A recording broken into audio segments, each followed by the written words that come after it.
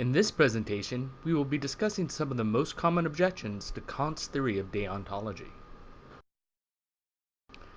As with the other theories we have considered thus far, objections have been leveled against Kant's theory as well. There have been many such objections. We will be looking at 4 of them here. Not all of them are covered in Rachel's chapter.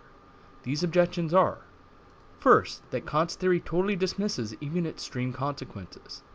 Second, that absolute moral rules can come into conflict.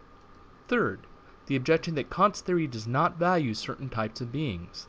And fourth, the equation of rationality and morality. The first objection is that Kant's theory can dismiss even extreme consequences. Here's a thought experiment to help illustrate why. Imagine that you are sound asleep one night and you hear a knocking at your door. You look at your alarm clock and are surprised to see that it is 1 a.m.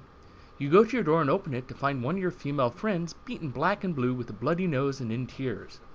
She explains how her husband has started beating her tonight worse than ever before, and how she is afraid for her life. Since she is afraid he might find her and hurt her if she goes home, she wants to stay the night at your place.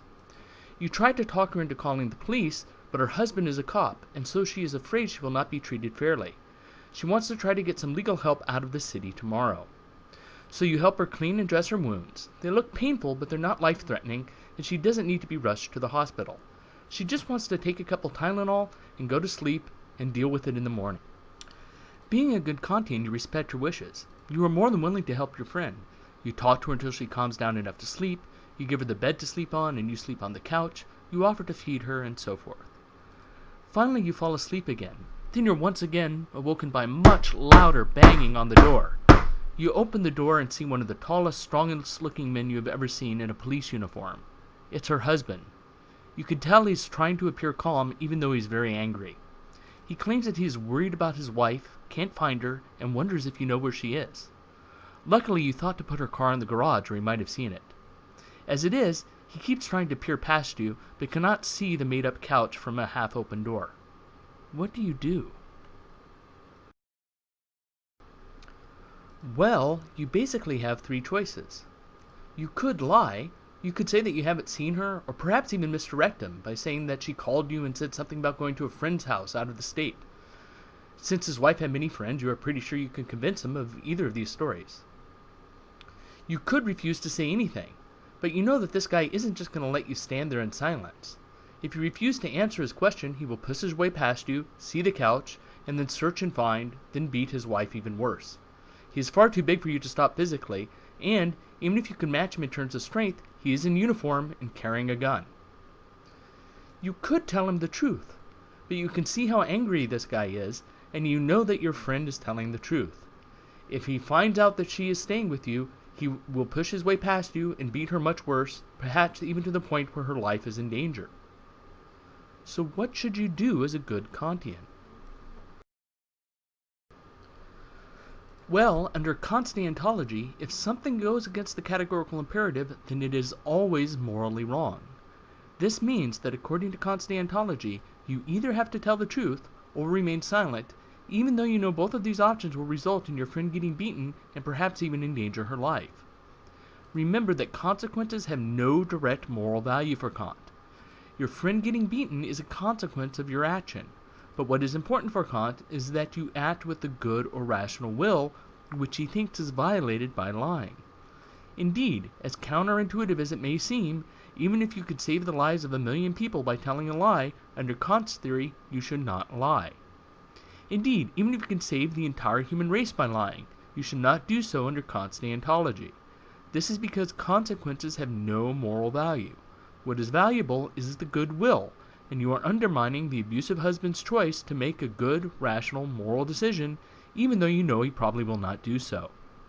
So the objection is that Kant's theory is flawed because consequences do in fact have moral value, even if they are not the only thing with moral value, depending on one's view. If we pause to think about it, our previous example might show the second objection that is sometimes raised against deontology as well. According to Kant's theory, we have a duty not to lie. But according to Kant's theory, we have a duty to help others as well. But in this case, the only way to help is to lie. It seems that these 2 moral principles come into conflict. Or consider something like this. You borrow a chainsaw from your friend because a tree in your backyard needs trimming, and promise to give it back when your friend asks for it. The next day your friend comes over to your house in a rage, saying he just caught his wife cheating on him and he wants his chainsaw back so that he can go kill her. Under Kant's theory, you're supposed to keep your promise, but you are also not supposed to aid somebody in murder. Therefore, it seems as if moral rules under this theory can come into conflict with each other. But since these are supposed to be absolute moral rules, any conflict at all shows a problem with the theory, since they cannot both be followed. The third objection we will discuss is that the interests of some beings are of no moral value at all under Kant's theory. Under Kant's theory, only rational beings are worthy of direct moral consideration. The pain and suffering of animals is of literally no moral value. There is nothing directly wrong under the theory with, say, lighting kittens on fire for fun.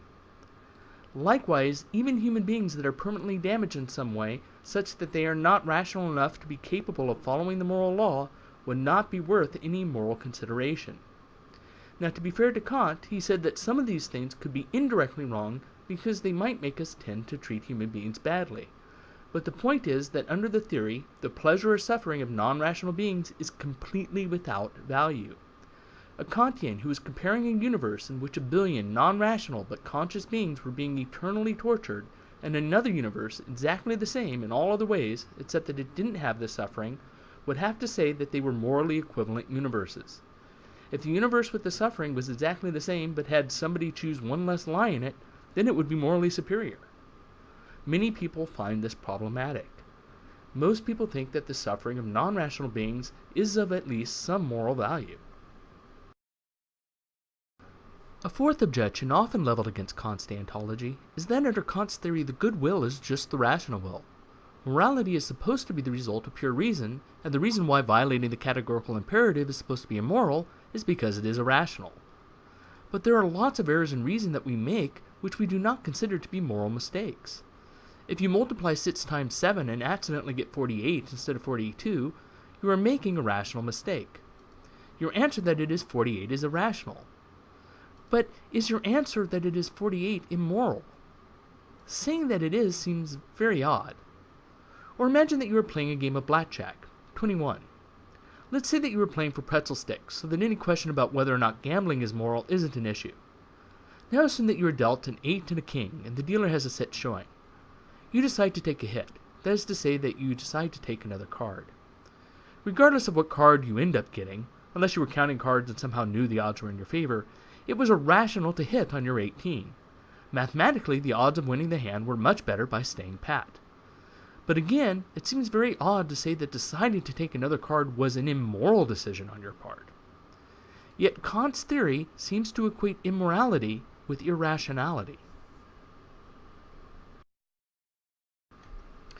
Rachels mentioned some of the previous objections in the relevant chapter of his book.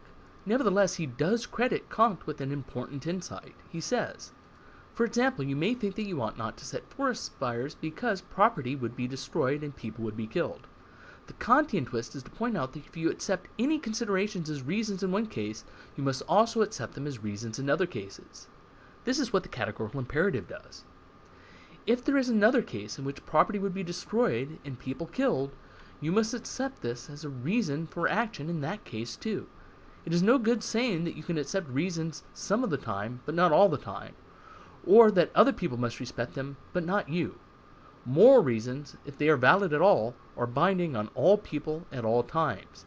This is a requirement of consistency, and Kant was right to think that no rational person may deny it. This prevents a person from treating himself, as special, or immune to the rules of morality that one thinks should be applied to others. If we recall Rachel's minimum conception morality, this is very much like his principle of impartiality. This does not mean that specific rules such as do not lie need to be absolute according to Rachel's. According to Rachel's, even a Kantian theory could be modified to accept this idea. All that Kant's basic idea requires is that when we violate a rule, we do so for a reason that we would be willing for anyone to accept.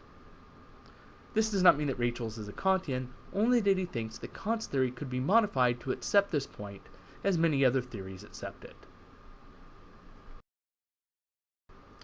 And that wraps up this presentation. Until next time.